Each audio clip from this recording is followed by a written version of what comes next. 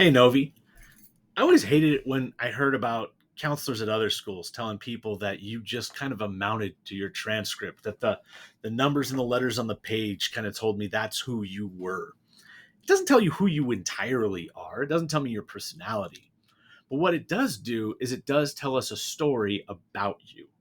And so the question you want to make sure that you can answer is, what is the story that this transcript is trying to tell us about you? Because it's not going to tell us everything, but it is going to tell us a story. And the trick when it comes to transcripts is making sure that it tells us the story you want us to hear. All right. When we're going to take that transcript and we're going to apply to a college or we're going to apply to a job or something like that, we want to tell a good story. So make sure you know what the story is that this transcript is trying to tell about you. And if you don't like the story, you're still here. You can fix it. My story, not exactly what I was thinking was going to happen when I was in high school.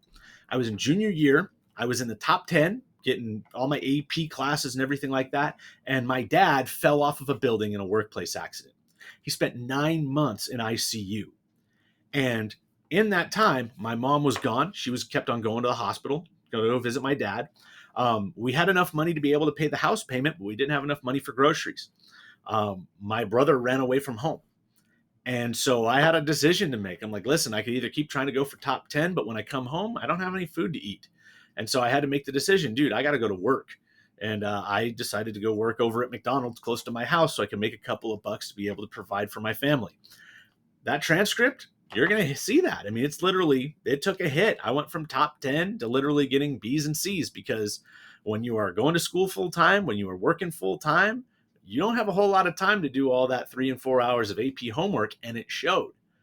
But when it came down to me going over to colleges or me applying for other jobs, and they asked the question, what happened here? The story that I told them was, hey, I had to take care of my family.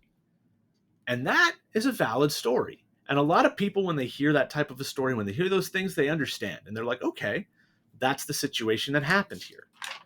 You might have a story that might hit the same way. Maybe your family came to America and maybe they didn't speak any English. Maybe you barely spoke any English a couple of years ago. And now you're in high school, you're in a junior year class and you're junior English and you're getting a B or a C. And some people are like, ooh, B's or C's. But think about it. If you weren't speaking English 2 or 3 years ago and you're getting a B in a high school English class, good for you. That's a person who doesn't quit. And that's the story we need to be telling about you. Maybe you're like that Phoenix scholar that Mr. Pelayo was talking about, who had a horrible freshman year. And it'd be easy for that freshman just to kind of say, you know what? I'm going to give up because I'm tired. I'm done. I got 3 years of nothing coming on. No, turn it around. You become the comeback kid. You get inspired and you start kicking butt, and people will recognize that you put the effort in. Maybe you're the person who doesn't like the classroom. Maybe you'd rather work with your hands. Maybe you're one of those guys that is amazing in the shop. And you're working on cars, or you're working on wood, or making cabinets, or you're doing construction. Okay, that's going to show in a transcript.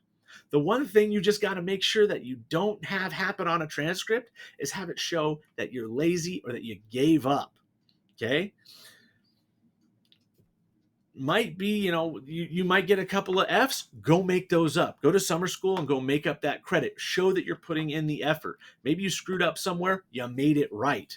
But don't show ever in your transcript that you got lazy or you gave up, okay? Because your future is worth fighting for. A former principal said we had to get scrappy, we had to get tough, we had to have things that were worth fighting for. Your future is worth fighting for. Okay? That's what we do. That's because we're Norte Vista Braves. We fight for what we want. So make sure that the story of your transcript is the one that you want presented, because that's what's going to go out. Fight for that good story, because that's going to get you what you want.